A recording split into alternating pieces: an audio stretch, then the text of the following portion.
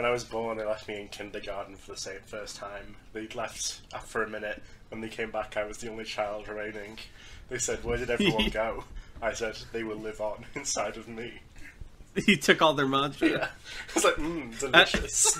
As a mere infant, I was already I was in my mother's arms when I ascended to Underlord.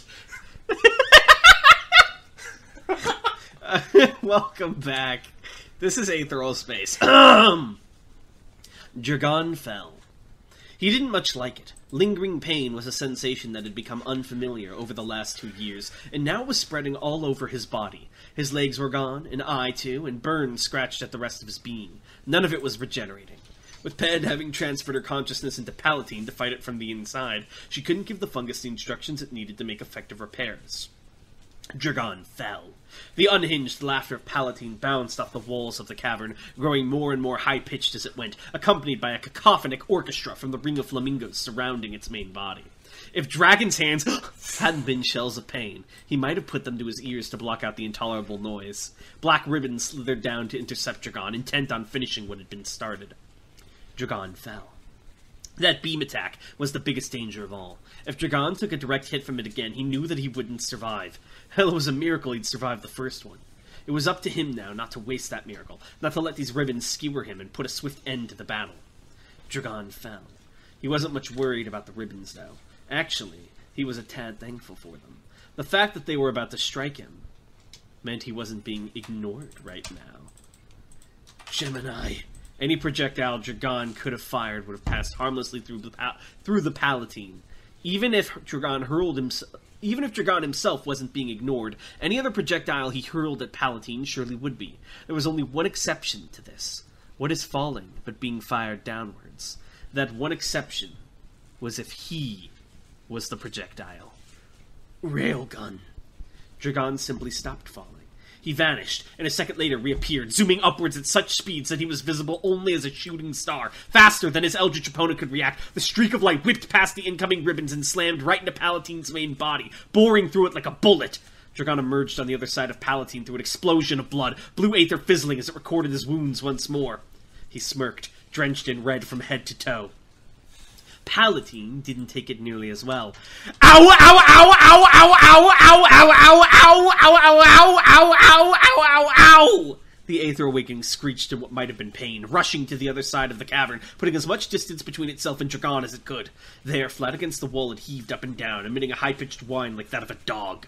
Half of its core had been shaved away by the attack, bloody flamingo carcasses hanging limp from the swirling darkness. The baby seahorse wasn't grinning anymore. Its teeth were bared in what was unmistakably a scowl now, its squinting eyes fixed directly on Dragon's face. It was tempting to think that Palatine was afraid now, that it considered Dragon a threat to its life, but he knew that wasn't the case. If Palatine truly believed it could die here, it would just phase through the cavern itself and escape to fight another day. They'd only been able to cover the exits to the caverns with the AWL's barriers, after all. They couldn't do anything to stop Palatine fleeing through solid rock. The fact that it was still here meant that it was startled, now scared. Sorry, not scared, and sorry. Dragon thought he understood... Oh, that it was startled, not scared. And Dragon thought he understood why. Slamming into Palatine's core personally, Dragon had gotten some idea of what exactly he was hitting. He was now reasonably sure that he could have destroyed the entire thing, flamingo and seahorses alike, and Palatine would have kept moving. He narrowed his eyes in distaste. That core was nothing but a prop, a balloon filled with blood. From what Dragon understood, Aether Awakenings typically came in two varieties, those that possessed and puppeteered their original body, and those that operated without it. He'd assumed Palatine to be the latter, warping and changing its original... That should be. The former, warping and changing its original corpse over time, but that clearly wasn't the case. No, this massive body before him was something the beast had constructed. Even if Dragon destroyed the entire physical form, down to the last atom, his enemy was living Aether. There was nothing he could do to stop it from just constructing a new body. This was a battle he could not win. That was why he didn't intend to win. In fact, he wasn't even fighting Palatine. Not really. His job was mere interference. The one who would bring down the flower of evil was Pan. Pan perceived. It would not be strictly accurate to say she looked around, as she was a consciousness without strict need for clumsy implements such as eyes or even vision. She simply reached out for information on her environment and recorded that information into her own memory. Gemini information? For the sake of clarity, Pan looked around. It had been the right decision to temporarily part ways from Dragon. She knew that immediately. Twisted as Paradise Karen had been, she still had a human psychology, but Palatine was something else entirely. This was a realm of incoherence, wrapped around itself in an infinite strip, stitched together with threads of pain and spite. Attempting to chart this place without her full focus would have been impossible, like trying to traverse a cross between a labyrinth and a hurricane with your eyes closed. Her eyes were open, but Pan now existed in the storm's eye, and that was an eye that liked to blink. With each moment, the mental landscape around her bled into a new shape, solidified to provide the illusion of permanence, then melted away again. A city of glass became fields of golden wheat, became a bleeding moon, became a hole in the bottom of the sea. Was this chaos an attempt by Palatine to defend itself from her mental attack, or was it always like this? She didn't have the time to answer, and she had a job to do. If she left Dragon alone against this thing's physical form for too long, he would surely die. He'd grown dependent on her assistance since their synthesis, she knew, but she couldn't do anything about it right now. Maybe she couldn't do anything about it at all. Pan took a step forward. Oh. Hang on, I'll give you a second to edit, because you fucked that sentence. What the fuck did I do? I assume Pan took a step forward. There was no time to worry about that, especially not right now, or something like that. Ah, sorry. Hold on, let me fix it. There we go. Maybe she couldn't do anything about that, especially not right now. She simply had to trust that he knew what he was doing. Pan took a step forward. Her steps left prints of tooth enamel in the maggot soil beneath her, hollow echoes of faces looking up at her from the cracks. She did her best not to look at them. She didn't know why, but she knew that would be a bad idea. This was not a world of logic.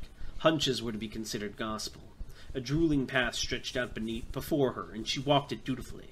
In some places it twisted, and in some places it lurched. At some point she became aware that she was wearing a red hood cloak, and with a frown she turned it orange. She preferred that color. Why? Orange was the color of home. Orange sand, orange stone, orange her. She'd brought it with her. In this world of many colors that she'd been dragged out into, she held on to the orange. A name amounted to just a few letters, but colors were shades upon shades. The closest thing to a representation of the soul that existed in this world. The soul? She supposed she believed in the soul. What else could she call this version of herself? That was asking the question. She was signals lurking inside mushrooms spread out across the galaxy, across unbelievable distances, and the heart of that absurdity now crawled through the mind of Palatine. What else could this searching entity be called but the soul? Searching? Yes, she was searching. She was searching for... Oh, this wasn't an inner monologue. Oh, in discovery? Indeed, discovered. I impress upon myself the necessity of change, however. The change offered is not something I covet. Do not. Searching? Yes, she is searching for something.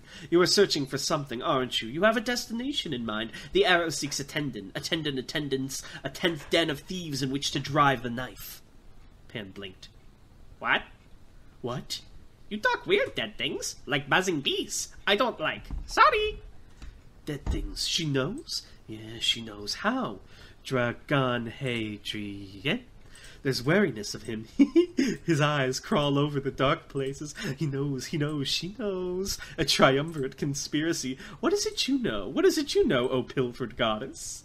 Pan went to reply, but Palatine lost patience before she could. The horizon twisted into a hand of sky and land, pouring down Pan's throat in an instant and pooling the memories free. A tapestry of conversation was spread out before her. The words of Dragon Adrian echoed. As we thought, Palatine isn't just a normal Aether awakening. If such a powerful Aether user had been around, we'd have known who they were when they were alive, right? So I thought maybe it was an artificial awakening or something. There's always rumors about the AWL doing stuff like that. So what is it, dead boy? Well, it kind of is artificial, but the method is what makes it interesting. Palatine isn't just one Aether awakening. It's an entire colony of them, stitched and melded together until they became something new. That's why it's got so many half-formed abilities. That's why it's so damn strong. That's not good news, dead boy. That's bad news. We're fighting a whole army today? Even if it's a gestal, there's part of it that's the original, and that original will have its own Aether core. If you get inside, if you can reach that original consciousness, if you can disable that Aether core, the whole thing will start to collapse and we can win. If, dead boy? You don't think we can do it? The lingering recollection of a slight smile. Nah, dead boy. I can do it. Not that boy. Anyway. I'd win. The world around Pan crushed itself into a sneering valley. Spite and hatred radiated from every blade of grass, the air itself so opposed to her that the slightest movement opened new wounds. The stars glared down. Liar, liar, liar, liar, liar, liar, liar, liar, liar, liar, liar, liar, liar, liar, liar, liar, liar. Space quaked. What can you do? The answer to that was simple. Once again, Pan took a step forward, and the world pushed back. Causality warped itself into new and hostile shapes, intent on halting or at least slowing her progress. The sky flickered between dozens of impossible colors. The ground melted into substances that could not possibly exist in the real world. Cause and effect declared war upon one another, and context deserted the battlefield. In a burning highway, Pan pushed against a speeding truck. In a freezing desert, Pan marched through swamps of stinging scorpions. In a groundless sky, Pan bullied gravity into elevating her. In a mechanized moon, Pan tore through laser cutters in mutual ferocity. In a horizon-eating graveyard, Pan crawled, even as the soil piled up over her. And the conflict was finite by nature. Pan would eventually reach her goal, but how long exactly would that take? Perhaps hours, perhaps centuries. It all depended on how much Palatine resisted her advance. Pan could fight for hours, and Pan could fight for centuries. But the same was not true for the dead boy. Without her presence, he was a normal human, but that human was something she put her faith in. The only way for her to advance with any kind of haste was for Palatine to not be giving this mental battle its all. The only way forward would be for that normal human to strike true fear into Palatine's heart. The only one who could decide what would happen now was him. Pan pushed and waited for the scene that would accept her. Palatine was wise to Dragon's tricks now. Don't worry, little bro! Got him on the back foot. But the rules! I got some friends on the committee. Who do you think runs these emerald eyes, little brother? Palatine was wise to Dragon's tricks now, he knew. It was aware that Pan was invading its consciousness, and it was aware of how Dragon had got around its ignorance. That much was obvious just from observing it. It had ceased attacking entirely, instead fixing its body to the wall of the cavern like some great leech. If it came down to it, Dragon expected it would use the beam on him again, but for the time being it had abandoned use of its ribbons. No doubt it had decided that fighting Dragon and Pan at the same time would be too mentally taxing, and had elected to focus on Pan first. For the time being, Dragon was being ignored by Palatine in the regular sense of the world. It was a very nice thing to be ignored by Palatine, Dragon found, but it would have to change all the same. Dragon's role in this fight was to be an annoying fly. For that purpose, he'd buzz his heart out. For an instant, he stopped his ricocheting flight, allowing himself to fall, and saw Palatine's body tense up in response. This was what he'd done last time, right before he'd managed to land a wound on Palatine's body. Even if that hadn't done any actual damage, the Awakening was wary of him now. Dragon took a certain amount of satisfaction in that. What worked once will work twice. You think I'm that stupid, don't you? Gemini Railgun! Once again, Dragon fired his burnt body like a bullet, launching himself directly towards Palatine's core. The beast made no move to dodge or block. It remembered what had happened last time, when it had stopped ignoring Dragon in order to attack. It wasn't so stupid that it would make the same mistake twice, but just stupid enough to make a brand new one. Dragon passed right through Palatine's weeping face and phased into its body where he stopped. Everything around him was black, embedded as he was into the physical form of this monster. He might as well have been blind, but that was just as true for his opponent. Palatine saw with more than just eyes, that much was obvious. When Dragon fired off a Gemini railgun, an absurdly fast attack, Palatine registered the new object with whatever esoteric senses it possessed, and instantly ignored it, bypassing the attack. But there must still have been movement. There must still have been the tiniest little segment of time between Dragon manifesting the projectile and the Palatine registering its presence. If Dragon fired from directly inside Palatine's body, the attack would land as soon as it came into existence. That infinitesimal delay would cease to exist. Gemini railgun! Gemini railgun! Gemini railgun! Gemini railgun! Gemini railgun!